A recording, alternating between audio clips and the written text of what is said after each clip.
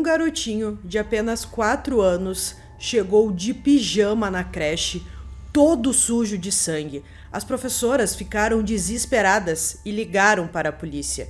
Eles iniciaram uma investigação e o que eles descobriram foi chocante. Fala pessoal, Carol na área, trazendo mais um vídeo aqui no canal. Todas as semanas eu trago esse tipo de conteúdo aqui para vocês, casos criminais. Então se você gosta, se inscreve aqui no canal, deixa um like nesse vídeo, deixa um comentário e não esquece de ativar o sininho de notificações. Bora pro vídeo!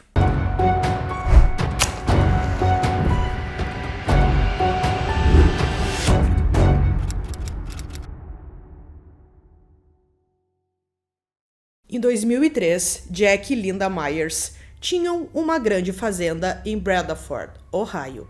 Nessa época, ele estava com 51 anos e ela com 55.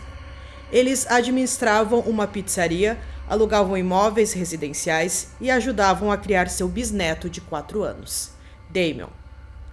Jack e Linda decidiram ajudar na criação de Damon, pois sua mãe, Amber, tinha apenas 17 anos quando engravidou e precisava de apoio. O pequeno tornou-se o centro do universo para eles logo depois. E Jack e Damon se tornaram inseparáveis. Jack e Damon eram melhores amigos, lembram os familiares. Damon achava que andar de cavalo por aqueles campos era a coisa mais legal do mundo. Naquele ano, Amber, agora com 20 e poucos anos, havia se casado e alcançado a estabilidade financeira pela qual vinha batalhando. O plano era o seguinte: depois que o Damon terminasse a creche, ele se mudaria para a casa da mãe em período integral e começaria o jardim de infância em seu novo bairro, a apenas 30 minutos de distância. No dia 27 de março de 2003, às 9h15 da manhã, o despachante de emergência do condado de Drake recebeu uma ligação que ele nunca mais esqueceu. Do outro lado da linha, a voz de uma professora em pânico enquanto ela tentava explicar o que estava vendo. Um menino de 4 anos tinha acabado de chegar à creche. Ele estava sozinho, vestia apenas pijamas e estava coberto de sangue. O menino era Damon Huffman e morava a mais ou menos 1 quilômetro dali, na fazenda Myers. As professoras da creche o reconheceram imediatamente. Ele era um dos alunos regulares, sempre deixado na escola por seus amorosos bisavós. O despachante ordenou imediatamente o fechamento total da creche. Com o prédio lotado de crianças e sem a mínima ideia do perigo que poderiam estar enfrentando, todas as precauções tiveram que ser tomadas. Não sabíamos com o que estávamos lidando, explicou um policial. Não sabíamos se era um ferimento ou uma agressão. Havia agressores no local? Tivemos que presumir o pior cenário. Enquanto as unidades policiais corriam em direção à fazenda Myers, Damon foi imediatamente colocado sob proteção. Quando os policiais chegaram até a fazenda, eles perceberam que a porta da frente da casa estava completamente aberta.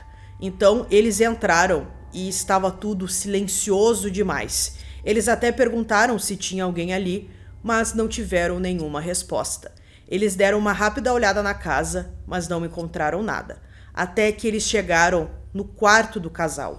Quando eles abriram a porta, encontraram o Jack e a Linda mortos em cima da cama. Jack havia levado um tiro na nuca. Linda havia sofrido ferimentos de bala no rosto e na mão. A cena foi brutal e profundamente pessoal. Verifiquei o pulso de Jack e ele não estava respirando, relatou o policial que atendeu o chamado. Confirmei que ele estava morto. Ambos estavam um pouco quentes ao toque, então parecia que tinham morrido há pouco tempo. A linha do tempo estava ficando clara. O que quer que tivesse acontecido ali, aconteceu recentemente, possivelmente enquanto Damon ainda estava na casa. Os policiais revistaram rapidamente todos os cômodos, temendo que o assassino ainda estivesse lá dentro. Mas a casa estava vazia.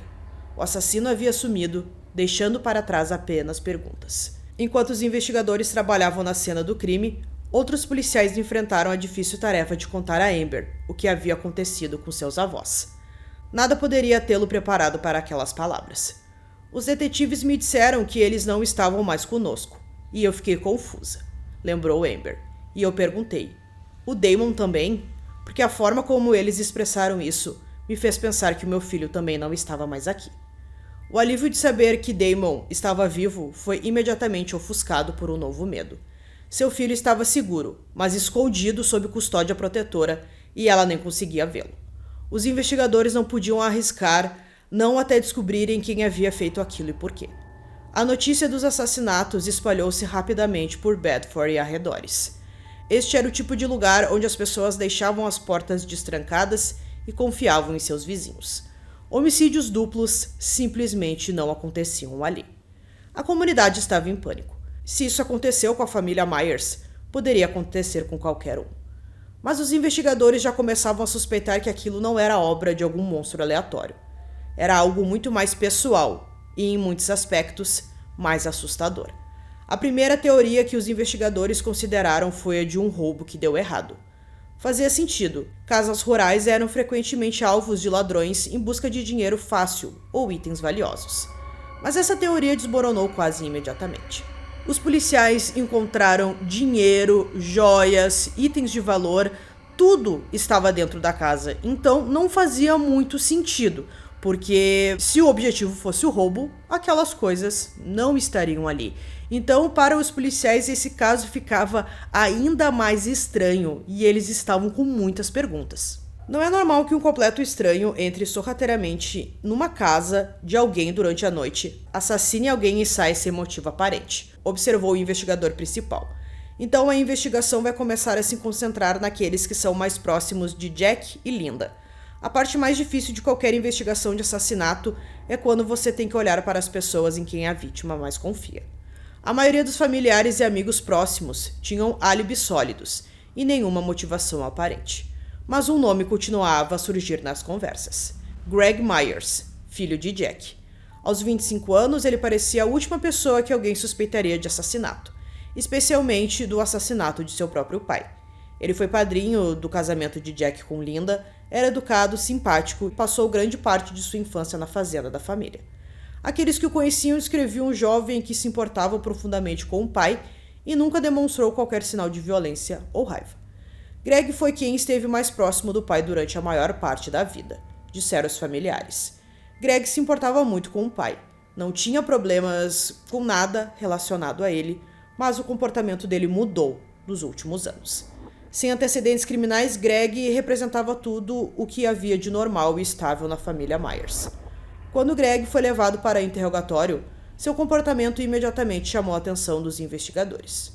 Quando Greg entrou na sala de entrevista pela primeira vez, ele estava agindo como se estivesse deprimido ou emocionalmente perturbado. Pediu uma lata de lixo imediatamente e disse que seu estômago estava embrulhado o dia todo. Quando questionado sobre seu paradeiro durante os assassinatos, Greg forneceu o que parecia ser um álibi sólido.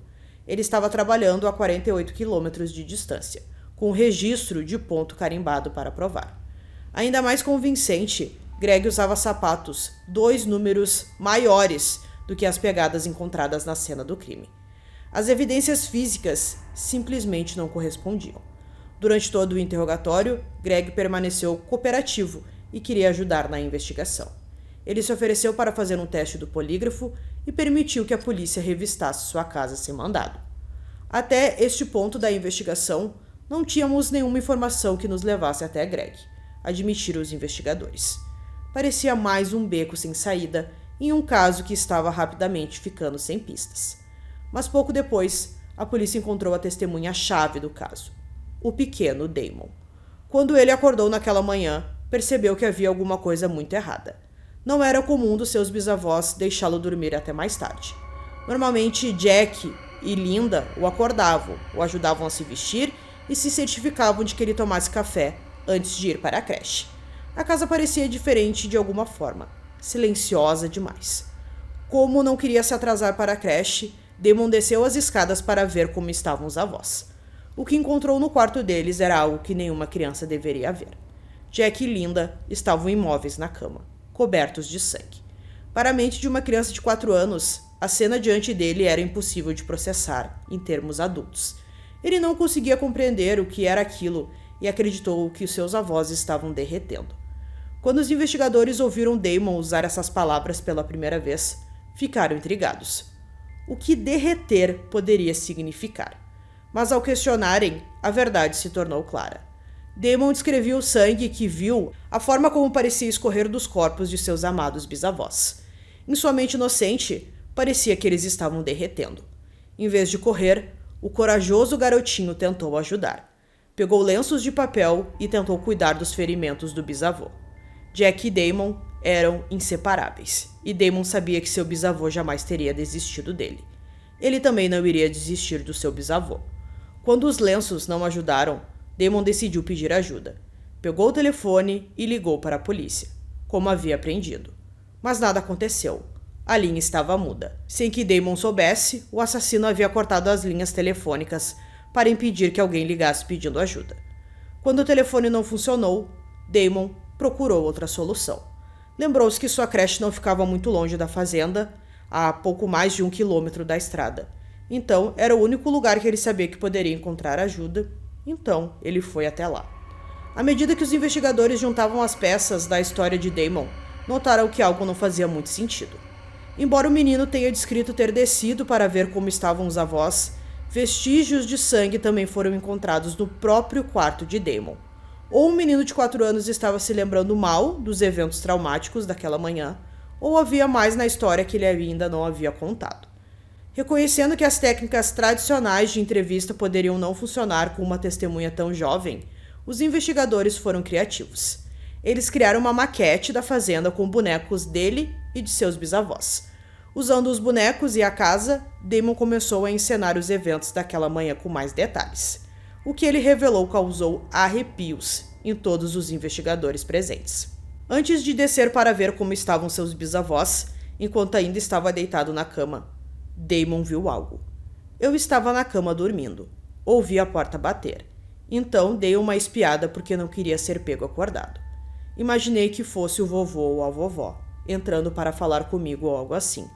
Mas quando ele abriu os olhos, não era nenhum dos seus amados bisavós que estavam parados na porta. Fiquei completamente apavorado, assustado. Vi um homem apontando uma arma. Fechei os olhos e, por fim, abri os olhos para espiar. E ele tinha sumido. Damon ficou cara a cara com o assassino de seus bisavós.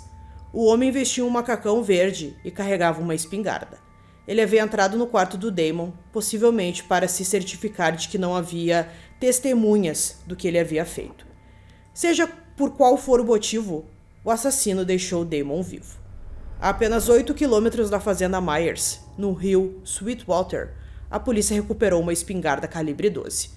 O número de série havia sido lixado na tentativa de impedir a identificação, mas os peritos conseguiram restaurá-lo. A arma correspondia perfeitamente à descrição de Damon. Os detetives vasculharam anúncios classificados de jornais locais onde as pessoas compravam e vendiam armas.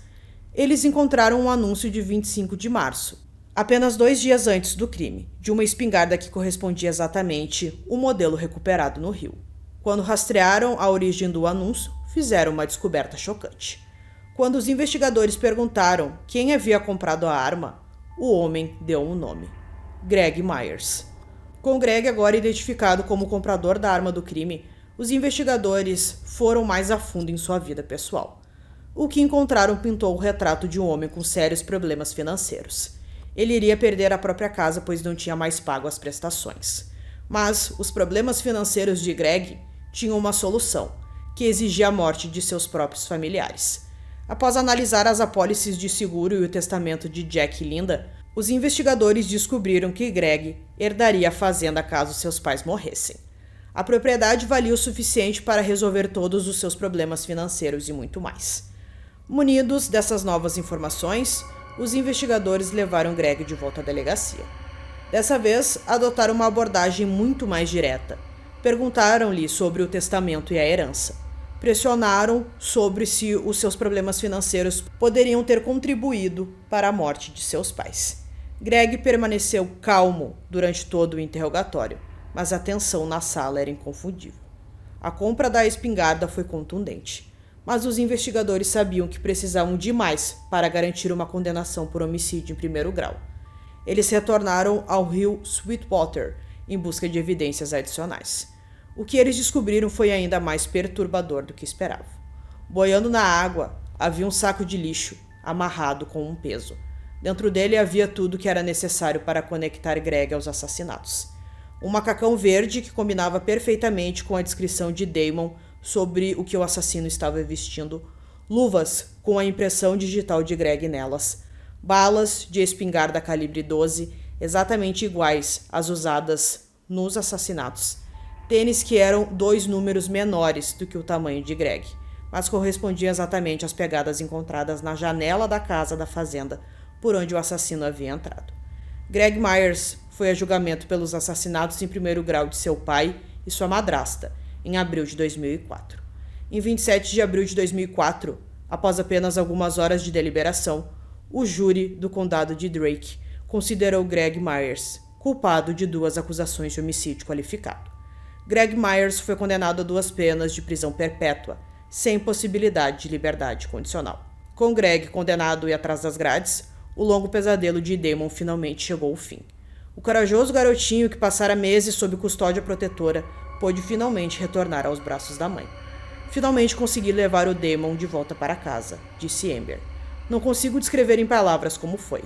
Damon e Amber conseguiram realizar os planos que haviam feito antes da tragédia. Como Jack e Linda esperavam, Damon foi morar com a mãe e começou o jardim de infância em sua nova escola. Mais tarde, ele se formou na escola e conseguiu um emprego, superando o trauma de ter encontrado seus bisavós mortos. Então, pessoal, concluindo esse caso aqui para vocês, um caso terrível de um garotinho que tinha apenas 4 anos e viu essa cena tão horrenda, encontrar os seus próprios bisavós mortos, pessoas que ele amava demais. Então é um caso muito triste mesmo a gente ver que tudo isso foi por causa de dinheiro, mas que bom que o Damon conseguiu superar aquele trauma e conseguiu seguir com sua vida. E hoje em dia ele, construiu uma família, construiu sua história, mas sem esquecer daquela bisavó e daquele bisavô que cuidaram tão bem dele. Então, eu espero que vocês tenham gostado desse vídeo. Esse foi mais um vídeo aqui no canal Durmam Bem. E até o próximo.